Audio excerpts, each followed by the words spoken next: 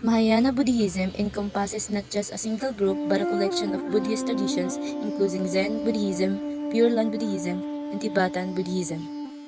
Mahayana means the great vehicle or greater vehicle and is an amplified, more spiritualized Buddhist vision, adding devotionalism and complex metaphysics to the psychological pragmatism of the original teachings.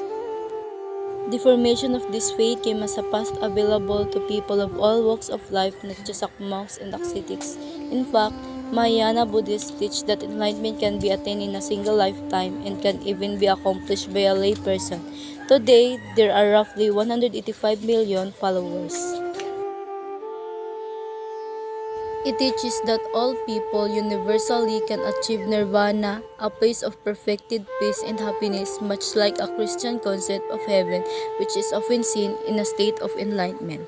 However, in Mahayana Buddhism, nirvana is the lesser goal, with the higher goal being that of Buddhahood, in which a Buddha continues to take rebirth in a world to help liberate beings from mental captivity by teaching the Buddhist path. Thus, a bodhisattva, an important concept in Mahayana, is a person who is able to achieve nirvana but delays it out of compassion to save suffering beings. Mahayana began as a movement between 100 and 180. By the 9th century was the most dominant influence on the Buddhist culture across Central and East Asia. Since its origin, it is divided into many sub-schools and sects with a vast range in doctrines and practices. This includes Vajrayana schools such as Tibetan Buddhism, which are often counted as a separate yana or vehicle, but which are founded in Mahayana teachings because of this fractal in nature. It is often difficult to make blanket statements about Mahayana but hold true for the entire faith in Mahayana Buddhism.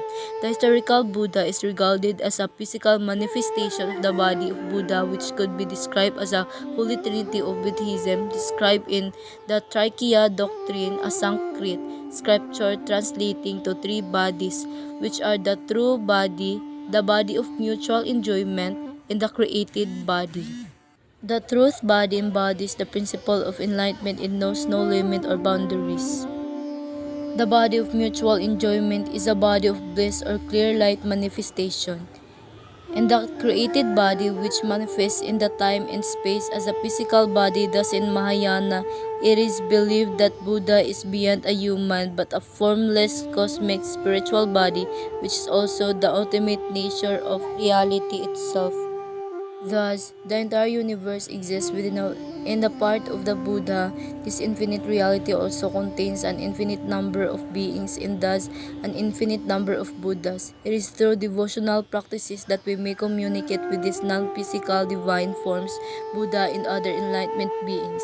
These divine forms are also the source of richly revealed scriptures called the Sutras, which describe these devotional practices. And new metaphysics reality is often compared with a magical illusion or dream. All phenomenon are considered empty meaning. They lack any discernible substantial essence and have no independent existence outside of the mind.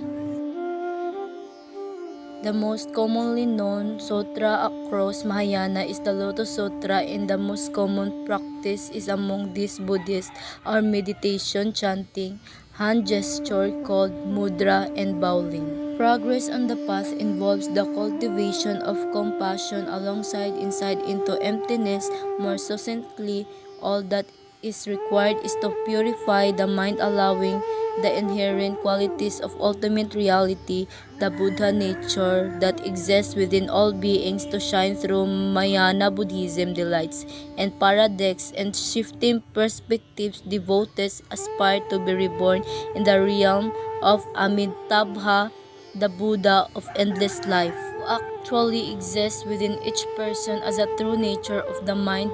The path involves the laborious savings of countless suffering beings. Put upon investigation, all beings are seen as empty.